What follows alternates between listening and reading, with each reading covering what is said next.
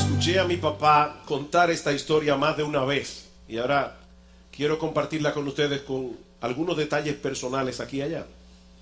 Se trata de un rey que una noche tuvo un sueño perturbador, así que manda a llamar a un adivino para que se lo interprete. Cuando el adivino escucha el sueño, él también se perturba y le dice al rey: lamento decirle, majestad, que este es un sueño terrible. Todos los miembros de su familia morirán uno detrás del otro. Primero morirá cada uno de sus hijos, luego morirá su esposa, luego morirán sus padres y luego morirá usted mismo. El rey, molesto por esta interpretación tan negativa, le envía a la horca y manda a llamar a otro adivino. Cuando llega al palacio, el nuevo intérprete le pregunta a su acompañante qué fue lo que hizo ese pobre hombre para merecer la horca. Que su interpretación del sueño no fue del agrado del rey. Advertido ya del carácter del monarca, cuando escucha el relato del sueño, le dice inmediatamente: majestad, usted es un hombre dichoso. Fíjese que lo que este sueño significa es que usted gozará de una vida más larga que el resto de su familia. Sus hijos, que son más jóvenes que usted, morirán primero y usted seguirá vivo. Luego morirán sus padres y usted seguirá vivo. Luego morirá su esposa y usted seguirá vivo. Y es al final de todos ellos que la muerte tocará su puerta. El rey maravillado le pregunta: ¿y quién te enseñó a interpretar los sueños de esa manera? El hombre que está colgado allá afuera. La moraleja más evidente de esta historia es que no solo es importante lo que uno dice, sino también cómo lo dice. Pero hay otra lección que aprendemos en este relato, y es que no siempre resulta fácil interactuar con aquellos que están en autoridad, sobre todo cuando son personas abusivas y caprichosas. Y esa es precisamente una de las lecciones que nos enseña Salomón en el pasaje de Eclesiastés que vamos a estudiar en la mañana de hoy. Eclesiastés capítulo 8, continuando con nuestra serie expositiva en el libro de Eclesiastés. La semana pasada nosotros estuvimos considerando el hecho de que vivimos en un mundo complicado e impredecible, donde las cosas no siempre salen como esperamos. Hacemos las cosas de cierta manera, esperamos ciertos resultados, pero entonces ocurre lo que según nuestra lógica no debiera suceder. ¿Cómo podemos conducirnos apropiadamente en un mundo que a veces resulta tan extraño e incomprensible? Bueno, ese es el tema del capítulo 8 de Eclesiastés, que nosotros podemos resumir en 4 consejos de sabiduría. El primero es que debemos actuar con prudencia delante de aquellos que están en el poder, tomando en cuenta que muchos abusan de su autoridad. Eclesiastés capítulo 8 versículo 1. ¿Quién como el sabio y quién como el que sabe la declaración de las cosas? La sabiduría del hombre ilumina su rostro y la tosquedad de su semblante se mudará. Te aconsejo que guardes el mandamiento del rey y la palabra del juramento de Dios. Salomón introduce este capítulo trayendo unas palabras de alabanza para el hombre sabio, diciéndonos básicamente que la sabiduría no tiene comparación, ¿quién como el sabio? Que la sabiduría nos ayuda a solucionar algunos de los enigmas que encontramos en esta vida, y que el hombre sabio es transformado aún en su semblante por su sabiduría. Ahora es importante señalar aquí, hermanos, antes de proseguir, que la sabiduría de la que habla Salomón en este pasaje no señala a un individuo que tiene un alto coeficiente intelectual o a una persona que está muy bien preparada académicamente, sino más bien a un individuo que vive en el temor de Dios. Una persona que vive en el temor de Dios. El principio de la sabiduría es el temor del Señor, dice Salomón en Proverbios capítulo 1 versículo 7. Este tipo de temor del que habla Salomón aquí es una mezcla de asombro, reverencia, amor, admiración por la persona de Dios.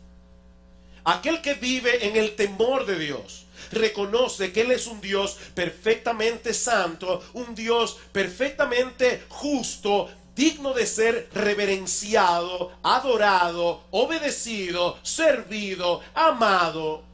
Él es un Dios que no toma el pecado a la ligera. Por eso Cristo tuvo que morir en la cruz del Calvario para pagar por nuestros pecados.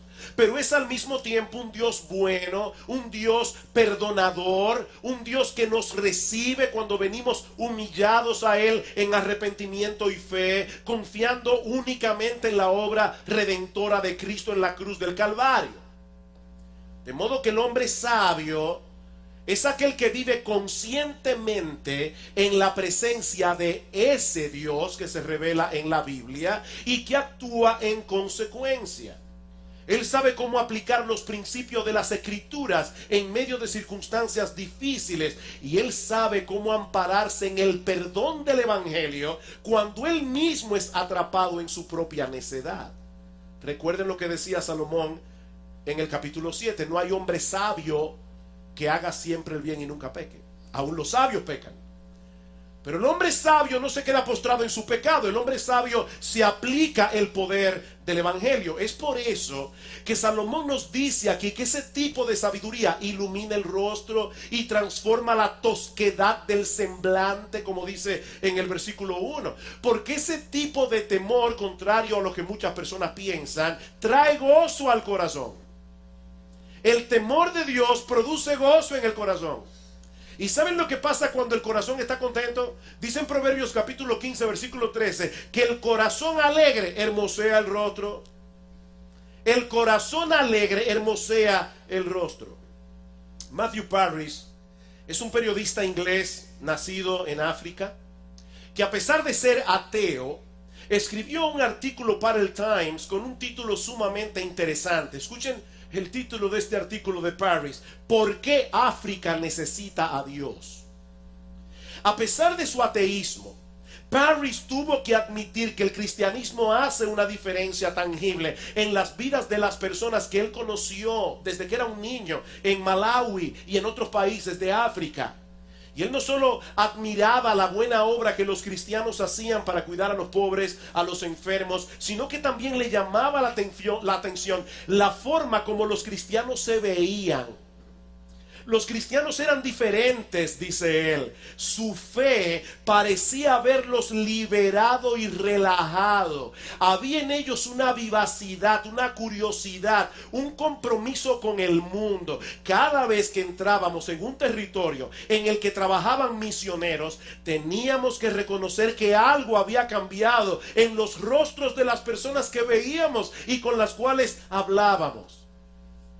Lamentablemente debemos reconocer que muchas veces los que profesan ser cristianos muestran ante el mundo una imagen muy diferente del evangelio en el que dicen creer. Ellos van por la vida con una cara de busto de Beethoven. ¿Han visto el busto de Beethoven? Hay personas que van por la vida como si estuvieran cargando el Empire State. Ellos van por la vida con una cara de busto de Beethoven, pero eso no es lo que el texto dice. Por eso es que ese rostro no es muy atractivo para el mundo incrédulo. Había una niña que oraba al Señor y le decía: Señor, yo te pido que hagas que los malos se vuelvan buenos y que los buenos se vuelvan amables. Eso es lo que la verdadera sabiduría produce en el corazón y en la cara del hombre sabio.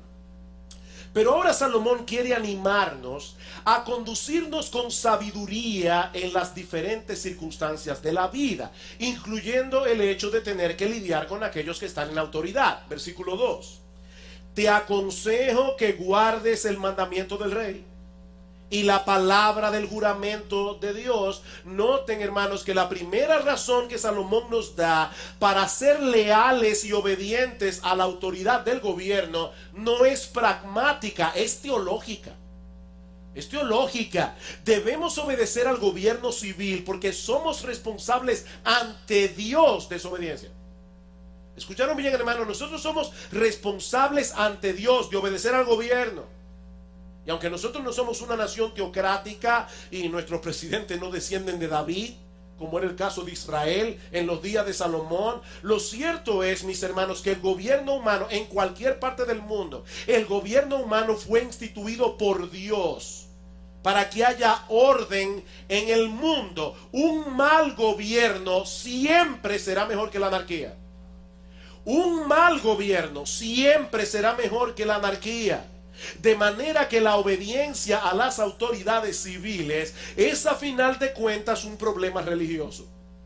Ese es el argumento de Pablo en Romanos capítulo 13. Y recuerden que cuando Pablo escribió la carta a los romanos, el mundo entero estaba bajo el gobierno del imperio romano, y sus césares eran en muchos casos terriblemente inmorales, eran tratados como dioses. Y aún así Pablo escribe en Romanos 13: sométase toda persona a las autoridades superiores, porque no hay autoridad sino de parte de Dios, y las que hay por Dios han sido establecidas. De modo que quien se opone a la autoridad, a lo establecido por Dios, resiste, y los que resisten acarrean condenación para sí mismos. Por supuesto, si la autoridad del gobierno proviene de Dios, eso quiere decir que es una autoridad delegada. De manera que tan pronto haya un conflicto entre la autoridad del gobierno y la autoridad de Dios, entonces, hermanos, tenemos que obedecer a Dios antes que a los hombres, como dice Pedro en Hechos capítulo 5, versículo 29. Y eso no solo se aplica a la relación que tenemos con el gobierno. Se puede extender a cualquier tipo de relación donde haya una persona en autoridad sobre otras que están bajo su autoridad. El esposo sobre la esposa, los hijos sobre los padres, sobre los hijos, el empleador sobre el empleado. Mis hermanos, nosotros estamos viviendo en una época donde los héroes son aquellos que no se someten a la autoridad. El héroe de nuestra generación es tipo Jack Bauer, para los que han visto 24. Nunca se somete a las reglas y él es el que gana siempre. Pero eso no es lo que la Biblia enseña. El respeto a la autoridad no es una señal de debilidad, hermanos. Debemos respetar la autoridad y debemos obedecerla, a menos que entre en conflicto con la autoridad de Dios. Ahora, ¿qué sucede cuando no estamos de acuerdo con la orden que recibimos de parte de la autoridad establecida?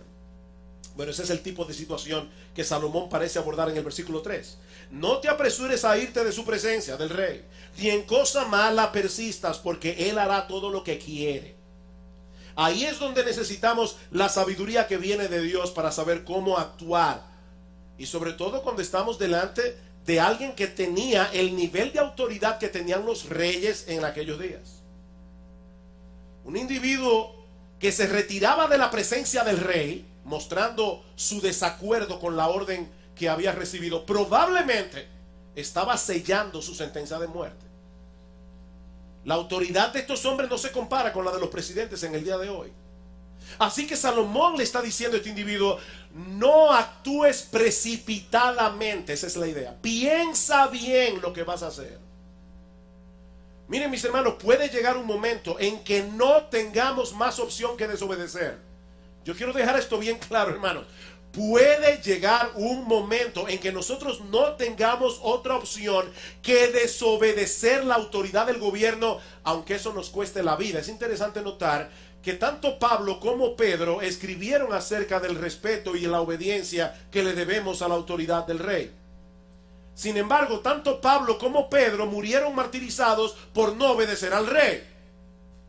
¿Qué pasa mañana, mis amados hermanos, si de repente el movimiento homosexual en nuestro país, que está caminando, ya invitaron a un artista famoso, reconocido por su homosexualidad, y mucha gente va y lo aplaude porque es un buen cantante y muy famoso?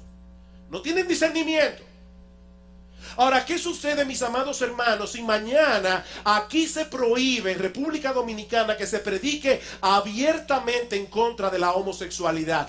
¿Qué pasa si mañana se prohíbe en República Dominicana, como está a punto de prohibirse en los Estados Unidos, que nosotros digamos que la homosexualidad es un pecado? ¿Qué debemos hacer? Desobedecer la autoridad y seguir predicando la palabra de Dios.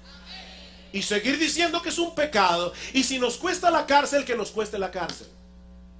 Hermanos, hay momentos en que no tenemos más opción. Pero lo que Salomón nos está diciendo aquí es que no debemos ser precipitados en nuestra forma de actuar. Y sobre todas las cosas, nunca devolver mal por mal. Noten lo que dice el versículo 3. No te apresures a irte de su presencia, ni en cosa mala persistas. Nunca debes ceder a la tentación de vengarte cuando te sientes oprimido por aquellos que están en autoridad. Es interesante notar que inmediatamente antes del pasaje que habla de las autoridades superiores, en Romanos capítulo 13, Pablo trata precisamente el tema de la venganza contra aquellos que nos hacen daño de cualquier manera. Y el pastor Eduardo citó este pasaje en la clase de escuela dominical. No paguéis a nadie mal por mal. Procurad lo bueno delante de todos los hombres. Si es posible, en cuanto dependa de vosotros, estad en paz con todos los hombres. A veces no depende de nosotros. No os venguéis vosotros mismos, amados míos, sino dejad lugar a la ira de Dios, porque escrito está: mía es la venganza, yo pagaré, dice el Señor. Así que si tu enemigo tuviere hambre, dale de comer. Si tuviere sed, dale de beber. Pues haciendo esto, ascuas de fuego amontonará sobre su cabeza. No seas vencido de lo malo, vence con el bien el mal. Así que la primera razón para someternos a la autoridad es teológica. Pero Salomón nos enseña también una razón práctica. Versículo 3 otra vez: no te apresures a irte de su presencia, ni en cosas malas persistas, porque él hará todo lo que quiere, pues la palabra del rey es con potestad. ¿Y quién le dirá qué haces? Para nosotros es difícil entender el tipo de situación que Salomón está describiendo aquí, porque gracias al Señor no vivimos en un régimen totalitario. Aunque hace apenas unos 60 años de edad, de 60 años atrás, la República Dominicana vivía bajo una dictadura, la dictadura de el generalísimo Rafael Leonidas Trujillo Molina. Ahora, el punto es que los reyes no tenían sobre ellos ningún otro ser humano que los llamara a cuentas. Ellos no vivían en una democracia representativa. ¿Cómo deben comportarse los creyentes en una situación así? Obedeciendo en la medida de lo posible y tratando de discernir con sabiduría cuál es el mejor curso de acción en ese momento específico. Versículo 5: el que guarda el mandamiento del rey no experimentará mal, y el corazón del sabio discierne el tiempo y el juicio. Esta no es una promesa absoluta, pero hermanos, generalmente hablando, la obediencia cosecha buenos resultados. Generalmente hablando, la obediencia cosecha buenos resultados. Y otra vez tenemos que pensar en Romanos capítulo 13. ¿Qué dice Pablo allí? Que los magistrados no están para infundir temor al que hace el bien, sino al malo. ¿Quieres pues no temer la autoridad? Haz lo bueno y tendrás alabanza de ella. La autoridad está supuesta a castigar a los que violan la ley. Ahora, hermanos, la realidad del mundo en que vivimos es que no siempre es así. La autoridad está supuesta a castigar al que hace el mal, pero la verdad es que no siempre es así.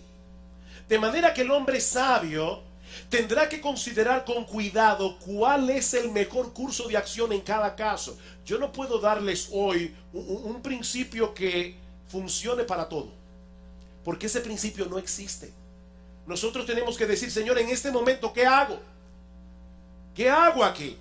En Mateo capítulo 22, versículo 15, se narra un episodio que ilustra perfectamente esta enseñanza. Los fariseos quieren arrinconar a Jesús, llevarlo a caer en una trampa, y le preguntan si era legítimo que los judíos le dieran tributo al César. Es decir, ¿es correcto que nosotros, el pueblo de Dios, le paguemos tributo, impuesto al romano opresor?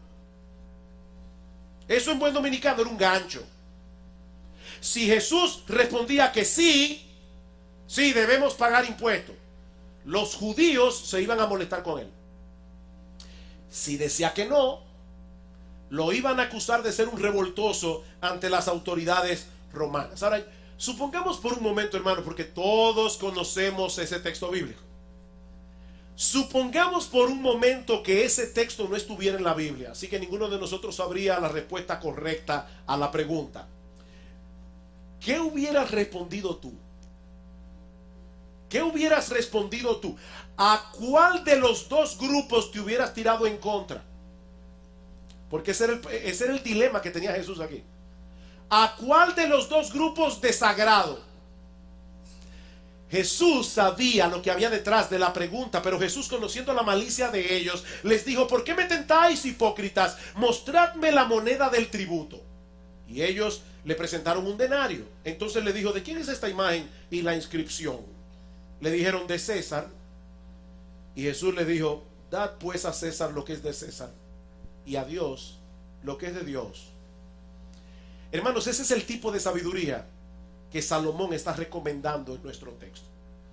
Ahora, hay otro pasaje interesantísimo en los evangelios, cuando los fariseos y los herodianos, que se odiaban entre sí, pero el enemigo de mi enemigo después resulta ser mi amigo.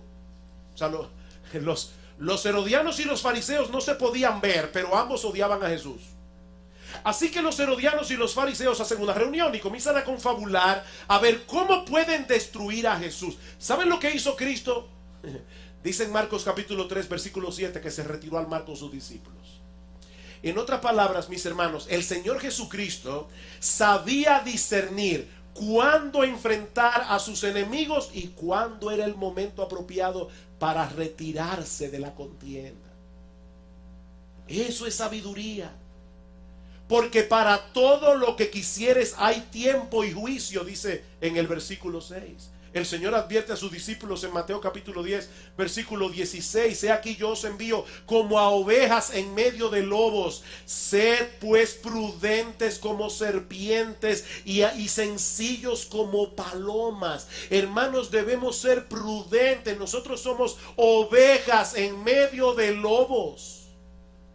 La buena noticia es que Dios ha prometido dar sabiduría a los que la pidan. Si alguno tiene falta de sabiduría, Santiago 1:5, pídala a Dios. Él la dará abundantemente y sin reproches. Y nosotros tenemos que muchas veces venir delante de Dios y decir: Señor, yo no sé qué hacer. Una esposa con un esposo inconverso que le está pidiendo algo que ella no puede hacer. Señor, ¿qué hago? ¿Cómo le digo que no? Señor, dame sabiduría. Debemos actuar con prudencia en este mundo peligroso en que vivimos. Pero Salomón sabía que las cosas no siempre salen como esperamos. Aún obedezcas a la autoridad. Este es un mundo caído, hermanos. Y muchas veces haciendo lo correcto las cosas nos salen mal. ¿O no es así? De ahí el segundo consejo que encontramos en este pasaje. Y es que debemos aceptar con mansedumbre y confianza aquello que no podemos cambiar. Debemos aceptar con mansedumbre y confianza aquello que no podemos cambiar. Versículo 6. Porque para todo lo que quisieres hay tiempo y juicio, porque el mal del hombre es grande sobre él, pues no sabe lo que ha de ser y el cuándo haya de ser. ¿Quién se lo enseñará? Tú actúas de cierta manera, eres una persona sabia, eres una persona prudente, pero ¿sabes una cosa? Tú no sabes cómo va a reaccionar el que tenga autoridad. Hay gente caprichosa. Lo que Salomón está diciendo aquí es muy sencillo. Nadie sabe con seguridad lo que va a suceder en el futuro. Nadie. Así que no siempre podemos estar preparados para las cosas que vendrán sobre nosotros en el transcurso de esta vida. Mis hermanos, la vida de un hombre puede cambiar en un segundo. En un segundo, una enfermedad, un accidente, la muerte de un ser querido, son cosas que cambian el curso de nuestra existencia para siempre. Y algunas personas quisieran tener el control. Bueno, para ser más exactos, yo creo que todos queremos tener el control. Nosotros quisiéramos tener el plano en la mano y saber cómo va a ser cada cosa. Pero ¿saben algo, mis hermanos? Lo cierto es que nosotros no tenemos el control. Tú no controlas nada, eso es una ilusión. No tenemos control, no conocemos el futuro. De hecho, tampoco tenemos control sobre el presente. Versículo 8. No hay hombre que tenga potestad sobre el espíritu para retener el espíritu. No me voy a morir. Ajá. O sea, tú puedes decidir que tú no te mueres hoy. No tenemos potestad sobre el espíritu para retener el espíritu, ni potestad sobre el día de la muerte, y no valen armas en esa guerra, ni la impiedad librará al que la posee. Mira, mi hermano, mi amigo que estás aquí en esta mañana, tú puedes hacer todo lo que tú quieras, pero todos tenemos una cita con la muerte, y nadie llegará tarde a esa cita ni por un segundo. Todos tenemos una cita. El cineasta Woody Allen dijo una vez en tono de broma: yo no temo morir, simplemente que no quiero estar allí cuando suceda. Pero él estará allí cuando suceda, y tú y yo también. No es la muerte del vecino, es la muerte tuya. Todos vamos a estar allí. Y cuando llegue ese momento, no importa cuán poderoso pudo haber sido un hombre en esta tierra, no importa cuánto haya pecado y haya hecho su voluntad en este mundo, que es lo que dice en el versículo 8, la impiedad no librará al que lo posee. No importa, hermanos, todos tendremos que comparecer ante el tribunal de Dios para dar cuenta de nuestra vida. Es con esa conciencia que los cristianos podemos descansar tranquilos. A pesar de las injusticias que se cometen en el mundo, versículo 9, todo esto he visto y he puesto mi corazón en todo lo que debajo del sol se hace. Hay tiempo en que el hombre se enseñorea del hombre para mal suyo. Eso no lo podemos impedir. Hay tiempo que Dios en su providencia permite que algunos hombres se enseñoreen sobre otros hombres para hacer mal. Esa es una terrible realidad en este mundo caído. Pero ¿saben qué, mis amados hermanos? Nuestro Dios todopoderoso reina aún por encima de todos los reyes de la tierra. Así que el día llegará cuando todas las cosas en este mundo van a funcionar al derecho. Ese día llegará. ¿Qué debemos hacer mientras tanto? Bueno, eso nos lleva al tercer consejo de nuestro pasaje. Debemos ser prudentes cuando estamos lidiando con la autoridad. Debemos aceptar con mansedumbre y confianza. Hay cosas que nosotros no podemos cambiar, están en las manos de Dios. Pero en tercer lugar, y este consejo sí que le puede resultar extraño a algunos, debemos aprender a disfrutar de la vida que Dios nos da a pesar de las injusticias que encontramos en este mundo caído.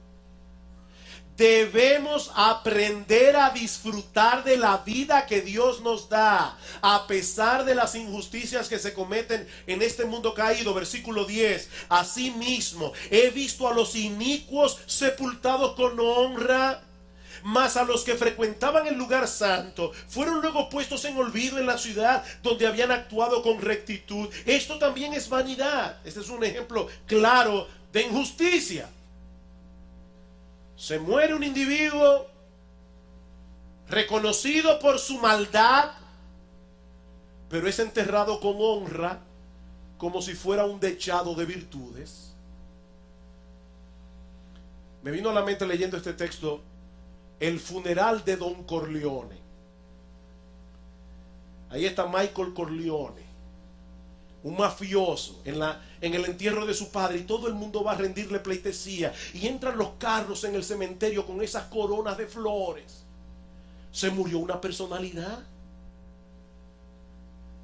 Recuerdo haber oído a un niño que estaba en el cementerio con su mamá, y de repente comienzan a hablar del muerto y todas las virtudes que el muerto tenía, y el niño le dijo: mami, parece que nos equivocamos de entierro.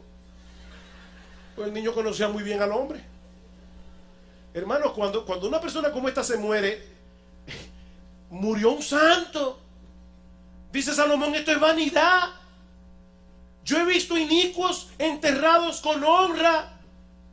Versículo 11: por cuanto no se ejecuta luego sentencia sobre la mala obra, el corazón de los hijos de los hombres está en ello dispuesto para hacer el mal. Algunos comentaristas entienden que Salomón se está refiriendo aquí a lo que sucede en muchos tribunales humanos. Los malos no reciben el castigo que merecen. ¿Y saben lo que ocurre en una nación donde la justicia se puede comprar? Donde los malos no reciben el castigo que merecen, que eso incentiva que se haga más mal. Por eso es que yo personalmente y porque creo que la Biblia así lo enseña, hermanos, yo estoy a favor de la pena capital en ciertos casos. Yo creo que hay ciertas personas a las que debieran fusilarlas. Ay, pero qué falta de amor. No, es por amor a la ciudadanía. Porque cuando tú proteges al malhechor, estás yendo en contra del inocente. No, la Biblia habla de la pena capital. En ciertos casos, repito. Cuando los tribunales no hacen lo que tienen que hacer, están incentivando la maldad. Hay un proverbio español que dice que las leyes son como las telas de araña, atrapan a las moscas y dejan escapar a los halcones. Y Robert Frost, poeta Robert Frost, define un jurado en el sistema judicial norteamericano como 12 personas escogidas para decidir quién tuvo el mejor abogado. No para que se haga lo correcto, es para ver quién tuvo el mejor abogado. Mis hermanos, en los tribunales humanos se cometen muchas injusticias. Ahora, hay otras personas, y personalmente yo tiendo a pensar así, que enseñan que este versículo no se refiere a los tribunales humanos, sino a Dios. Sino a Dios. Como Dios no castiga de inmediato la maldad de los hombres, estos presuponen erróneamente que no recibirán el castigo que merecen y siguen haciéndolo mal. Mucha gente se pregunta, ¿por qué Dios permite que los malos se salgan con la suya y no los envía al infierno de una vez? ¿Alguna vez tú has pensado así? Bueno, déjame decirte algo. Si alguna vez ese pensamiento te ha pasado por la cabeza, yo quiero que tú vuelvas a pensar lo que estás diciendo, porque si Dios hiciera eso, todos aquí estaríamos muy mal parados. Gracias al Señor que Él soportó por algún tiempo nuestras maldades antes de venir a Cristo en arrepentimiento y fe, porque de lo contrario no habría esperanza para nadie. ¿Saben cuál es el problema? El problema es que todos nosotros queremos que se haga justicia con el otro, pero yo quiero que me traten a mí con misericordia. Pero es por su paciencia y por su misericordia que muchos Saulos de Tarso terminan convertidos como el apóstol Pablo, predicando el evangelio que en una ocasión aborrecían. Así que gracias a Dios por su paciencia. Gracias a Dios por su misericordia. Sin embargo, la paciencia de Dios tiene un límite. La paciencia de Dios tiene un límite. Amigo, óyeme tú que estás aquí sentado en esta mañana. Hay una línea invisible que nadie sabe dónde está trazada, que un pecador pasa y después que la pasa no hay marcha atrás. Y no sabemos dónde está esa línea.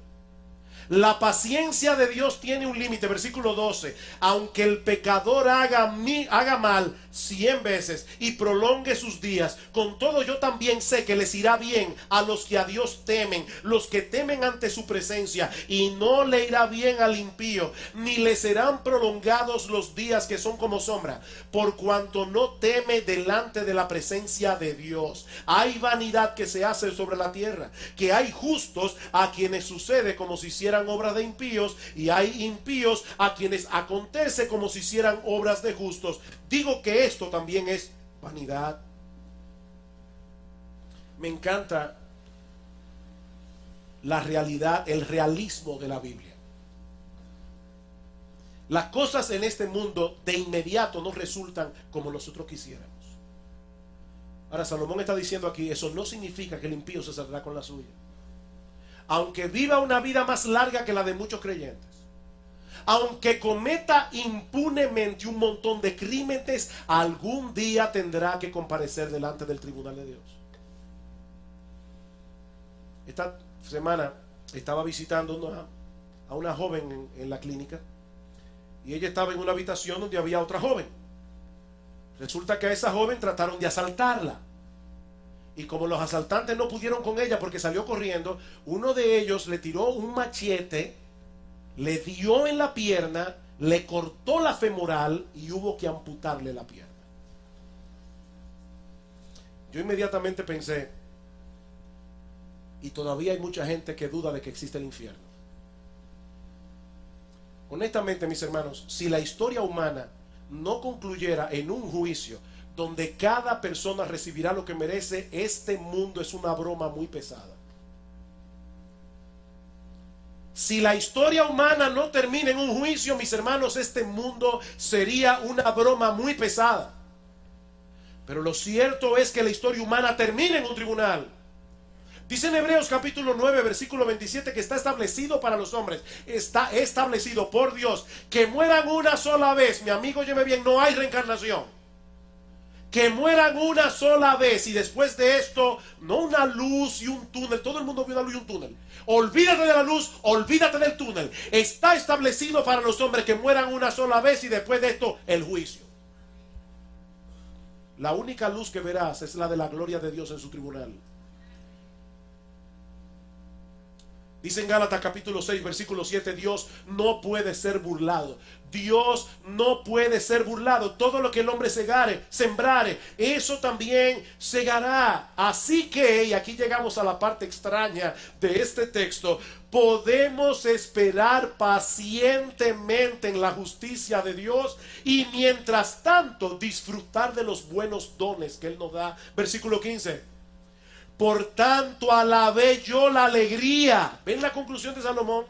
Yo alabé la alegría que no tiene el hombre bien debajo del sol, sino que coma y beba y se alegre, y que esto le quede de su trabajo los días de su vida que Dios le concede debajo del sol. Algunos leen este versículo como si Salomón lo hubiera escrito en un tono de resignación. O sea, como este mundo es tan injusto, goza todo lo que puedas mientras puedas, porque no hay nada más. Yo no creo personalmente que Salomón escribió este versículo en ese tono. Yo creo que estas palabras son muy similares a la que ya hemos visto en este estudio de Eclesiastés una y otra vez, donde Salomón nos invita a disfrutar de las buenas cosas que Dios nos da, a pesar de las dificultades, a pesar de las paradojas que nosotros encontramos en este mundo tan complicado. Eclesiastés capítulo 2. Versículo 24. No hay cosa mejor para el hombre, sino que coma y beba y que su alma se alegre en su trabajo. También he visto que esto es de la mano de Dios. ¿Escucharon bien, hermanos? Dios, como hemos dicho muchas veces, Dios no es un matagozo cósmico. Él nos da las cosas para que las disfrutemos. Versículo 26. Porque al hombre que le agrada, Dios le da sabiduría, ciencia y gozo al hombre que le agrada. Capítulo 3, versículo 12. Yo he conocido que no hay para ellos cosa mejor que alegrarse y hacer bien en su vida. Y también que es don de Dios que todo hombre coma y beba y goce el bien de toda su labor. Eso es un don de Dios. Eclesiastés capítulo 5, versículo 18. He aquí pues el bien que yo he visto, que lo bueno es comer y beber y gozar uno del bien de todo su trabajo con que se fatiga debajo del sol, todos los días de su vida que Dios le ha dado, porque esa es su parte. Esa es su parte. Asimismo, a todo hombre a quien Dios, no el diablo, Dios da riquezas y bienes y le da también facultad para que coma de ellas y tome su parte y goce de su trabajo. Esto es un don de Dios. Esto es un don de Dios. Así que, mis hermanos, yo creo que lo que Salomón está diciendo aquí es: deja en las manos de Dios el gobierno de este mundo. Espera pacientemente que Él haga justicia en su momento oportuno y disfruta al mismo tiempo de las cosas que Él nos da de pura gracia, porque Él las da para que las disfrutemos, como dice Pablo en 1 Timoteo 6:17. Dios nos da las cosas en abundancia para que las disfrutemos. Hay personas que no pueden vivir tranquilas. Abren los periódicos por la mañana y se amargan el día entero. ¿Y cómo es posible? ¿Y cómo es posible? Y Salomón está diciendo: óyeme bien, tú no vas a poder poner el mundo al derecho. Déjale eso a Dios. Déjale eso a Dios en sus manos. Él se encargará en su momento. Él sabe lo que Él, créeme, Él sabe lo que Él está haciendo. Y mientras tanto, disfruta de lo que Dios te da. Disfruta de lo que Dios te da. En lo que el hacha va y viene. Pero debemos aceptar de que aún las personas más sabias no pueden entender del todo los caminos de Dios. Y ese es el último consejo que encontramos en este pasaje y que veremos mucho más brevemente. Debemos aceptar el hecho de que aún las personas más sabias no pueden entender del todo los caminos de Dios. Capítulo 8, versículo 16. Yo pues dediqué mi corazón a conocer sabiduría y a ver la faena que se hace sobre la tierra. Porque hay quien ni de noche ni de día ve sueño en sus ojos, y he visto todas las obras de Dios, que el hombre no puede alcanzar la obra que debajo del sol se hace. Por mucho que trabaje el hombre buscándola, no la hallará. Aunque diga el sabio que la conoce, no por eso podrá alcanzarla. Créeme, mi hermano, mientras más rápido aceptes este hecho, mejor será para tu salud mental y espiritual. Los juicios de Dios son insondables y los caminos de Dios son inescrutables. Romanos 11:33. Por más que te afanes, nunca podrás entender la mente de Dios. Hermanos, si nosotros pudiéramos entender a Dios perfectamente, Él sería de nuestro tamaño. Pero como son más altos los cielos que la tierra, así son mis caminos más altos que vuestros caminos y mis pensamientos más que vuestros pensamientos, dice el Señor en Isaías 55. Así que lo más sabio que podemos hacer es aceptar nuestras limitaciones y descansar confiados en lo que sí sabemos con toda certeza. ¿Y sabes qué es lo que sí sabemos con toda certeza? Que Él es un Dios bueno, sabio, santo y justo. Porque lo demostró en una forma extraordinaria en la cruz del Calvario. La cruz de Cristo es la más clara manifestación de la santidad y de la justicia de Dios. Cristo murió en la cruz porque Dios no toma el pecado a la ligera. Por eso envió a su propio Hijo, la segunda persona de la Trinidad, para recibir en nuestro lugar el castigo que nosotros merecíamos. Pero la cruz es también la más clara manifestación de su sabiduría. Hermanos amados, ¿a quién se le hubiera podido ocurrir un plan de salvación como el que encontramos en la Biblia? Que la deuda infinita del hombre la pagara el Dios infinito hecho hombre muriendo en la cruz. Oh, profundidad de la sabiduría y de la ciencia de Dios. El justo murió por los injustos para llevarnos a Dios, como dice en primera de Pedro capítulo 3 versículo 18. Nuestro Dios es santo, nuestro Dios es justo, nuestro Dios es sabio. Pero en la cruz vemos también una increíble, maravillosa, sorprendente muestra de la bondad y el amor de Dios para con sus criaturas pecadoras que merecían sin lugar a dudas la condenación del infierno. Y ahora yo me pregunto, queridos hermanos, ¿acaso no podemos confiar en un Dios como el nuestro? El único Dios vivo y verdadero. Aunque no podamos entender del todo su gobierno providencial en este mundo. Recientemente, lo que estamos siguiendo el plan de lectura de 2 años, terminamos el libro de Job hace 3 días atrás. Y esa es la gran lección del libro de Job. Job no le pidió a Dios que le devolviera su riqueza. Dios no le pidió a Dios que le devolviera la salud. Dios simplemente le dijo: Dios, ¿tú puedes explicarme lo que estás haciendo? Es todo lo que te pido. ¿Por qué tú me estás tratando así? Y al final Dios le dice: ciñe como varón tus lomos, yo te preguntaré, tú me responderás. ¿Dónde estabas tú cuando yo fundaba la tierra? Yo te pedí consejo a ti para hacer el universo. Y Job tuvo que decir: de oídas te había oído, ahora mis ojos te ven. Es como si Dios le dijera a Job: Job, ¿tengo yo que destapar el velo y explicarte cada cosa y cada detalle para que tú puedas confiar en mí? Total, que si se lo explicaría, tampoco lo entendería. Sí, hay muchas cosas que nosotros no entendemos en el modo de obrar de Dios. Pero mis hermanos, la gran lección de este capítulo de Eclesiastés es que las cosas que sí entendemos son suficientes para descansar confiados en su santa, soberana y sabia voluntad. Podemos descansar en Dios. Ahora hay una cosa más que quiero añadir muy brevemente, sobre todo para aquellos que están de visita en medio nuestro.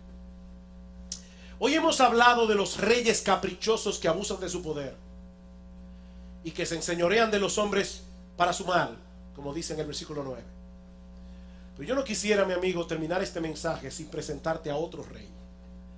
Yo quiero dejar en tu mente y en tu corazón a otro rey, a uno que posee suprema autoridad sobre todas las cosas que Él ha creado, incluyendo a los soberanos de este mundo, y cuyo reino no tendrá fin.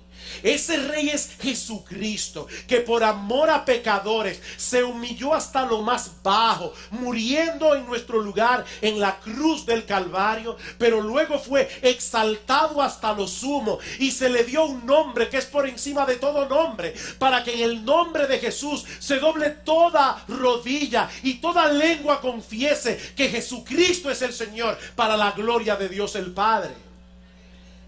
Mi amigo, algún día todos tendrán que postrarse ante ese rey y reconocer su señorío. Pero hoy se te está concediendo la oportunidad de que reconozcas el reinado de Cristo para tu salvación y no para tu condenación. Hoy se te está dando esa oportunidad. Él también se enseñorea sobre sus súbditos, porque Él es Señor, Él es Rey de reyes y Señor de señores. Pero siempre Jesús gobierna para hacernos bien. Siempre nos guía por sendas de justicia, por amor de su nombre. Mi amigo, ríndete en esta misma hora ante ese Rey. Y comienza a disfrutar de las bondades de tener sobre tu vida la suprema autoridad de un Rey como Jesús. Ven a Cristo en arrepentimiento y fe, clamando por el perdón de tus pecados, porque Él vino a darnos vida y vida en abundancia. Que el Señor